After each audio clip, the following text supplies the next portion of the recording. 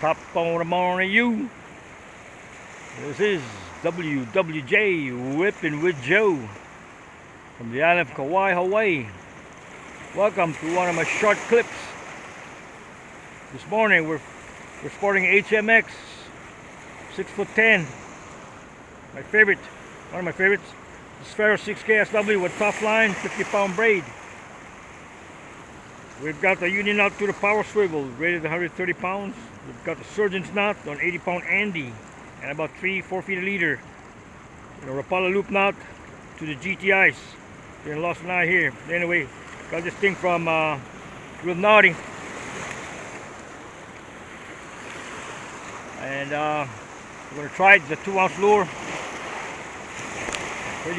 Pretty far actually. I was whipping yesterday, and I met Sean and Keola, and I was on the seawall, and they wanted to see my setup and how far I could actually cast this GT ice. And I did, and it casted out, and I told about 100 yards, at least 100 yards. Anyway, I threw it. It was 115 cranks. 115 cranks times 3 feet.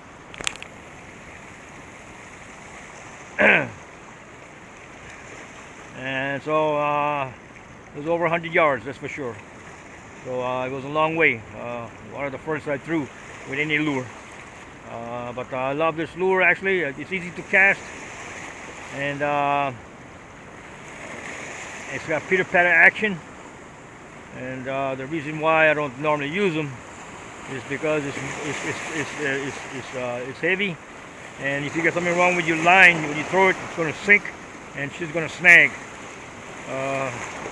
There's one up I've seen people catch them. They're very good at in South Africa. My friend Adams says that's what they use, and he was trying to get one of my Papa Joes, and tried to find out how much it costs to actually ship it there, and it has to go airmail, and it was $35 to go to South Africa, just to tell you. Anyway, so I thought it's best to go and find a couple of people who wants to buy it, so that you can sell them in a flat rate box, and it's a small flat rate box for that too. So you probably can put maybe four. You probably can put 4 of these lures, 4 of the Papa Joes in there, and that's it. So it got to be an expensive proposition to bring one of these lures to South Africa, that's for sure. So anyway, this lure has a pitter-patter action, GT ice, and we're trying early this morning. This is before Tropical Storm Darby that's already hit Big Island and Maui and Oahu. A lot of rain in Oahu, and it's supposed to be here this morning on Kauai. So it's really calm. It looks like calm before a storm. And so we're out early this morning trying to see what we got laying loose out here. Actually looks good for a big GT or Umilu. We're going after the record Umilu here.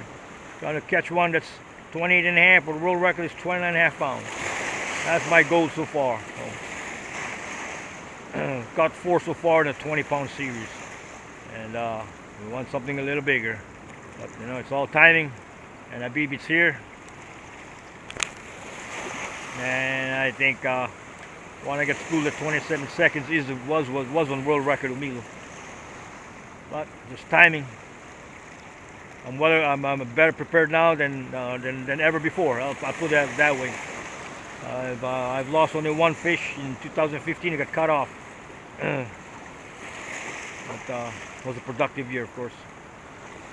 This is 2016, so this is a new year. Normally starts about this time.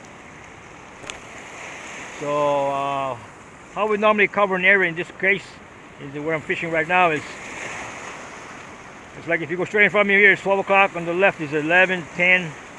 So I'll say this is 10, 12, and a 2 o'clock mode. This is where you can throw. You can throw 3 places. Depends. Some places you can throw all the way around 360 degrees. In this case, there's only 3 places I throw.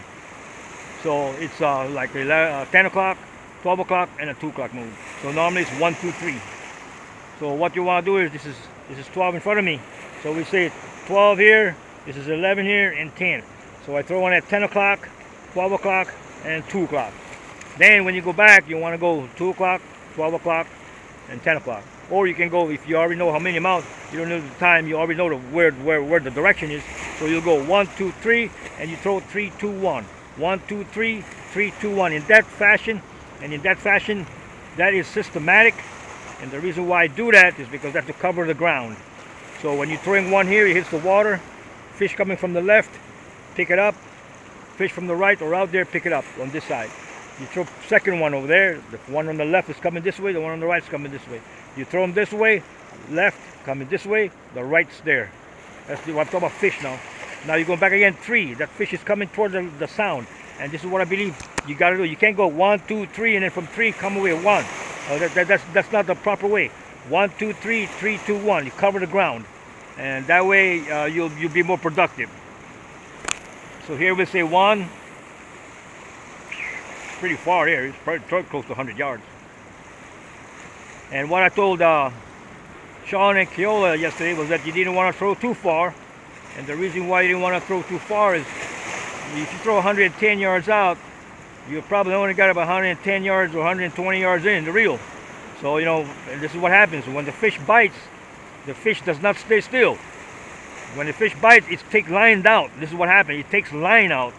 So now you only got 110 yards in there, 120 yards left, and that's all you got to fight with. So the further you throw your lure out, the last line you have in the reel to fight the fish. That's number one. The second thing about throwing it too far is the lure takes too long in the water. The fish takes too much time. The fish can follow the lure without even hitting the lure. And so I believe that shorter casts are better for my type of fishing, more productive, because the fish does not have time to follow the lure. He knows it's going to be gone, so he's going to pop the lure. That's what I believe. So anyway, something to think about. But this is the first time I've thrown this far for any lure. So I normally don't use this type of lure because it goes up, comes down, and it snags if you get something wrong with a tip or line, because it sinks. And you know, I normally fish in shallow water. So anyway, again, this is the GTIs from Reelnauti. We lost an eye there already, but that's okay. I believe the fish is going to strike it. It's going to strike it. The reason why I got pink is I've never had this color before, and so I thought I'd try it. It's got a one hook operation, so whatever's going to hit this thing, it's got to hit it in the right spot. I don't know. Probably flies better, but I figured maybe I put a treble in there just to make sure it hits right. But anyway, it has been productive for a lot of people, so I'm trying this one here, and we'll see what happens. Okay, again, this is WWJ, Whipping with Joe, with the GT Ice from the island of Kauai, Hawaii. We're going to try it out. Aloha.